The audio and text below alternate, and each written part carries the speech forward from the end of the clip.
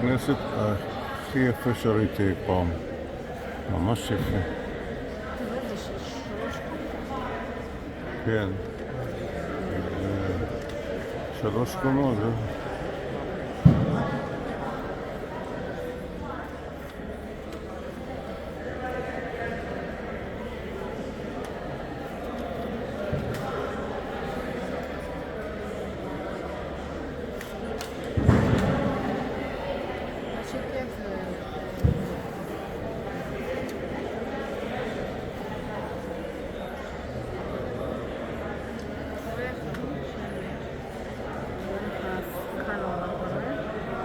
כן.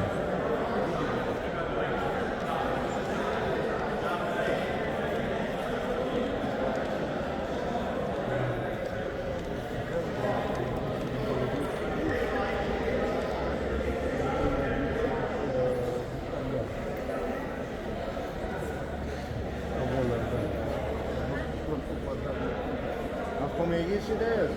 Hát nem az angolnak lehet. Ilyen meg ott van a évet zászló. Történken csak ott nem hallunk semmit. Küld ki az emberei, inkább az emberei. There's only 6 points. Yeah, on the windows you can see them. And then, so that's the only decoration, yeah, in the building. One of these non-Jewish architects, Ludwig I from Germany, decided to visit the synagogues in Cordoba, in Spain, before he started this construction, and he was deeply inspired by that, what he saw there, and that's why we have so many ornate elements in the synagogue. Yeah? But as I told you, the architects were non-Jewish persons, and maybe right now you can think or you can say, okay, then that's the reason for this quite a churchy or church-like synagogue. Is it a church-like for you as well?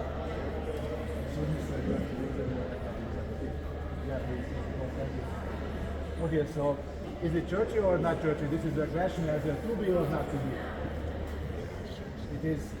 Okay, yeah, definitely it is, because outside we have 2 43-meter high towers with the bells in them.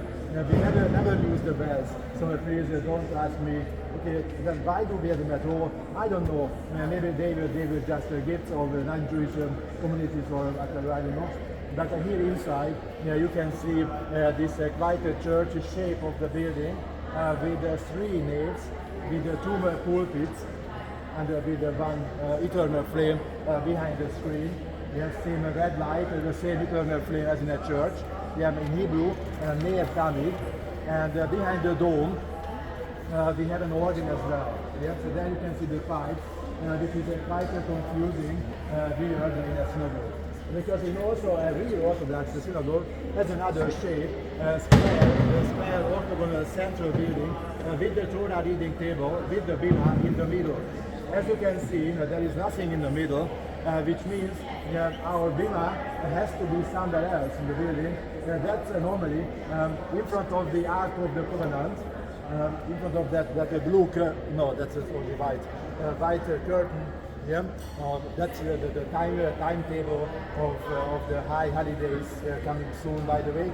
Yeah, so, but you know, yesterday and this evening we have a concert here. The bima is the deposit to the ring, yeah, to the right. Yeah. So normally that's the position from where the rabbi is speaking, but you know, so the building is very long, 75 meters long and 26 meters high. Unfortunately, I'm living in Hungary, so I don't know how much is it in yards or in feet or inches. Nobody cares about this in this country, yeah? But that's very big, yeah, as you can see. And if somebody said something behind, that was not too easy to catch every word of the rabbi. Maybe you know, Jews are not allowed to use electrical devices during Shabbat, day of rest. So no electricity, no working, no cooking, no traveling, no driving, only on food you can come here from here back, no computer at home, no TV with those bad news, yeah? And then that's the day of relax, yeah? And then no microphone here. And that's why we have two pulpits instead of microphones in the building. And why did we need two of them with us? Because at the beginning of this Jewish community, we had always two chief rabbis here changing to each other. Yeah? So one rabbi stood there using Yiddish language for his speech. 1 week later, the other rabbi still on the other side using German or Hungarian. Yeah? At the beginning, I mean, in the past, among Ashkenazi Jews. So we had Ashkenazi Jews, which means Eastern European Jews. Yiddish was spoken. That's a not so nice combination of German, Hebrew, and the Russian, Polish languages, because almost none of them is a beautiful language, no? Russian, Polish, Hungarian as well. Okay, but that's not among those languages. But that was very useful in Jewish communities. If they had to leave a country, yeah? And if they had to live in another country, then with Yiddish, they didn't have any difficulties, yeah, in the Jewish communities. Yeah. By the way, there is other type of Jews, Sephardic Jews living in Spain, Portugal, Morocco. They are using Ladino, which is a nice combination of Spanish and Hebrew. Yeah? The Spanish is beautiful, right? At least for me. Okay, but that's nice. Yeah. And then so a real Sephardic synagogue looks like this. I told you we have so many Spanish or Moorish elements in the building. Sephardic, yeah, that's really, yeah. But we are Ashkenazi Jews, yeah, Eastern European Jews. So the speech of the rabbi in Hebrew Drasha or Droshi is held in Hungarian. But from a Torah, from our prayer books, we can read only in Hebrew because the writing in them are the same old Hebrew writing as everywhere. By the way, Torah scrolls are kept in the Ark of the Covenant, in that white building made of white marble from Carrara, from Italy. As my bathroom at home, the same color, same size, by the way. And then behind this timetable, white place paper. We have 17 or 16 or more Torah scrolls. Yeah, yes, more than 2 or 3, because this is the most important, the biggest Jewish community of the country. Yeah, the richest as well. Yeah. That's why I am so well paid here. Yeah. Yeah, that's good. Would be good. Okay, and then in a Torah you can find always the 5 books of Moses from the Bible: Genesis, Exodus, Numbers, and so on. And not just the Ark, but this place here is very big as well. As I told you, here we have 3,000 seats inside. 3,000. And that's more than in New York. So they have only 2,500 seats there. On the surface, okay, of course. Yeah. And then half of these seats can be found above us for ladies because they have to use always a different seat as men. Do you know why separated? Why? But why separated? Was the question. You don't know? Yeah, because ladies are so beautiful and so tempting for the very big Jewish men, so we couldn't focus on the rabbi. That's not good for him. Yeah? Nobody would care that he's speaking or what's going on. And then 2 times a year, high holidays, Jewish New Year and Yom Kippur. And as I told you, we're coming soon in about 20 days. Yeah, and then it's crowded. Yeah, then here we have more than 4,000 people. Yeah. Okay, I know we have only 3,000 seats, but they don't care about this because they don't want to take a seat. They don't want to stay here for a longer time because they don't understand what's going on here. They just show up here. They try to find their old friends or business partners, and then they invite them for a coffee outside. They go out, and then 40 minutes later they come back again. Same story, which they don't have, because that's Hebrew, as I told you. So yeah, service is held mainly in Hebrew. Yeah? And then the ladies have to go up there, bless you. We have to use those women's sections. And then normally on a Sabbath we don't have too many members here, just a few hundred show up. And then we use only this ground floor. And then ladies sit here in the side lanes. So never together. Yeah? Okay, but in this Nialar movement, is that maybe not that so bad for the ladies. So here, not behind the curtain, good in France, and there are not in other rooms. Yeah, so that's here not that so much over there. Yeah, because we are Nialar Jews. Yeah. Okay, we have this very special name, Nialar.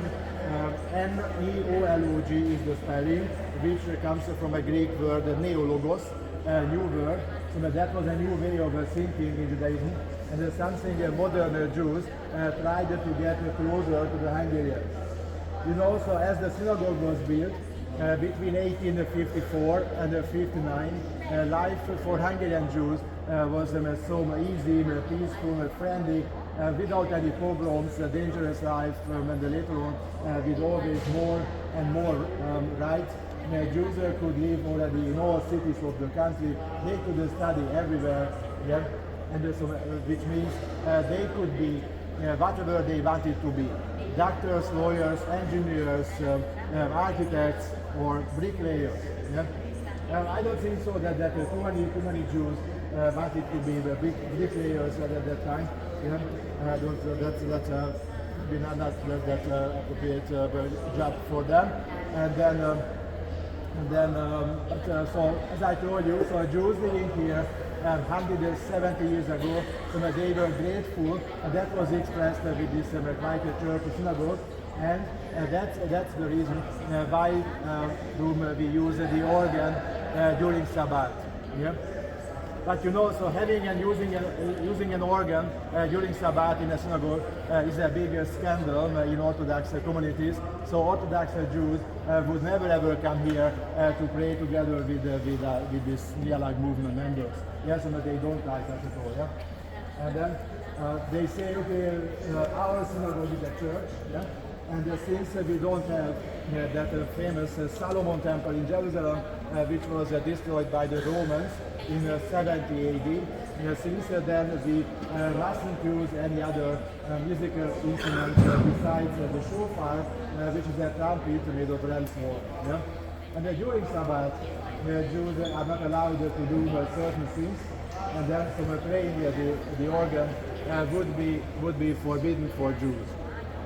So, and the solution was a non-Jewish person, a so-called Shabbos boy, God bless him, plays up there on that keyboard. Yeah? So, yeah, that's how we can enjoy that Jewish music, which came from Germany. Felix Mendelssohn and Lewandowski wrote music around days. Yeah? So something like that is played as well. By a non-Jewish person. So as I told you, the first non-Jewish person who used the organ was our great composer, Franz Liszt. Yeah, as the synagogue was inaugurated. Yeah. Okay, and sometimes as today we have classical, gypsy, jazz, klezmer concert as well. So as a concert hall we can use the synagogue during those days, and that's the reason why the seats are numbered. However, the other seats labeled with names belong to these people here from the community who paid a lot of money for them before it was constructed. Yeah? So they have to be very rich only in that case they could support this expensive construction. Yeah? And then maybe that's quite a stranger for you as well, not just for the Germans. That we have here so many German names on the benches. Rosenthal, Kaufmann, and the colors Schwarz-Rot, Brown are quite typical Jewish names as well. Yeah? Or Mark Zuckerberg, a Facebook guy, would be Zuckerberg if he lived in Germany, or Arnold Schwarzenegger would be Arnold Schwarzenegger everywhere. He's not Jewish, sorry for mentioning his name, but he's my idol. Yeah?